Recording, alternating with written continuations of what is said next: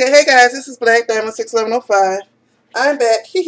I figured since I'm already started with the broth video, which I think it should be up by the time this one goes up, I might as well go ahead and show you how to do my stuffing. I'm actually doing a pear apple, possibly pecan stuffing, and I say possibly because I haven't opened the pecans yet, and lately I've been having weird allergy reactions to nuts.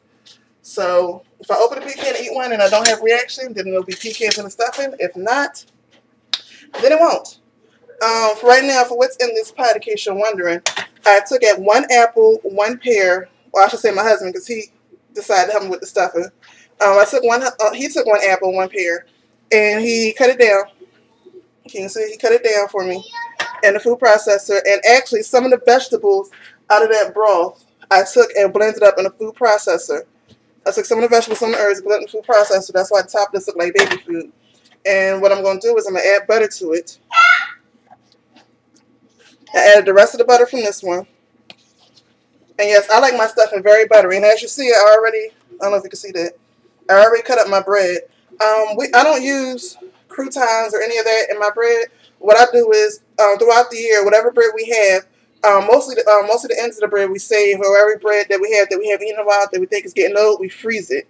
So we freeze the bread, and when we get ready to make stuffing, we take that bread out the freezer, and we just rip it up, and once it defrosts, we rip it up, and that's what we use for stuffing. So in this is honey wheat bread, white bread, sourdough buns. It's a whole bunch of different breads in here. I can't even remember all of them. But whatever we don't use, like I said, we freeze. And whenever we get ready to make stuffing, that's the bread we use for stuffing. We don't go out and buy extra bread for stuffing. It's whatever we have left. You know, waste not, want not. That's what we say. So right now I'm putting butter in the pan. I hope y'all can see this. I'm putting butter in the pan, which I'm going to start off with about, I need some butter I'm going to need a little bit of butter for the greens. So I'm not going to do all this. So basically I did a whole container of butter because the other container had a half a container of butter left, and I did a little bit more than half of this one. You can see that. Where's the camera? I did a little more than half of the butter out of this one. This is the Earth Balance butter. The other one was the soy free, which is the one that the other one was the soy free. Now I'm just going to break this down in here. Hopefully you can see that.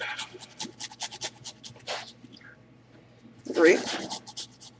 Why aren't you grading? There we go.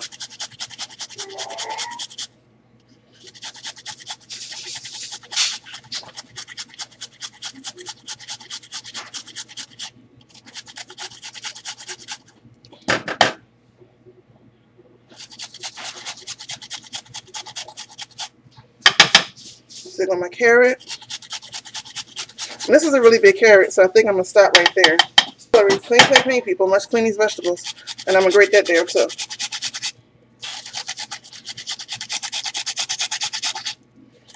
And you can chop it up or whatever, but I like mine grated.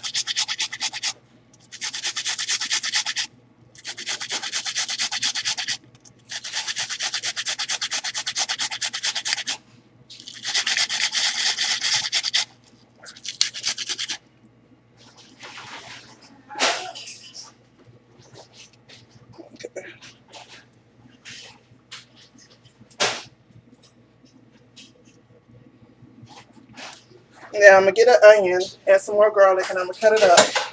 And I'm going to come back. Okay. I have the onion and garlic cut up. I did half the onion and about 3 more cloves of garlic. And what I'm going to do is I'm going to just mix it in so that butter can start to melt. And the only other herb I'm putting in here is just a little bit more sage because I love that sage flavor. But I'm not going to use fresh sage. I'm going to use the dry sage that I have in the cabinet. Look at that.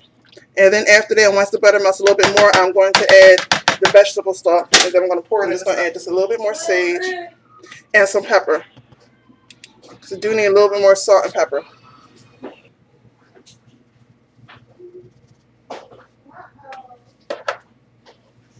Now I have my vegetable stock, which has already been strained. This is about, this is 2 cups. This whole thing, if you total to the top, is 3 cups. So this is actually a little bit over 2 cups. For those that measure, I hope that helps. We'll put that in there.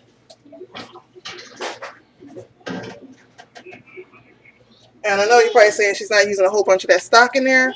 Actually, the majority of my stock is going to have to go into my greens. So, and there we go.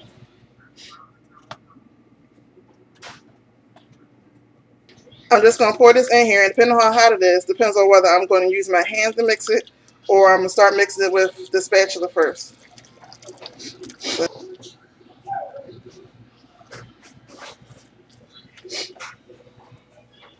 Okay.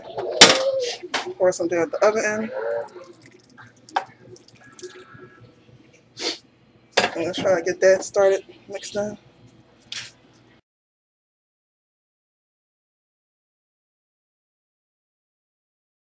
Okay, guys, this is what it looks like before I put it in the oven. What I'm going to do now is just wrap it up with some foil. This is it. And I don't want my mixture too wet or too moist. I want it just enough where the bread is moist but not overly wet. Aluminum, whatever. I'm going to cover it.